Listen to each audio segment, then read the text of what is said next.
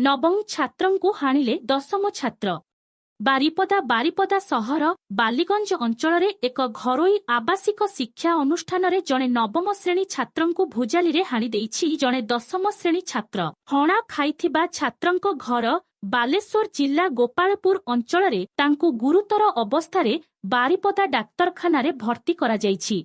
School परिचालकंक सूचना अनुसार आज संध्यारे कौनसी कारणरू हॉस्टेल रे रहुथिबा उभय छात्रंक मध्यरे बजसा होइथिला। एथिरे उत्क्षिप्त होई दशम श्रेणी छात्र जनक एक भुजाली रे नवम श्रेणी छात्रंकु आक्रमण करिथिला।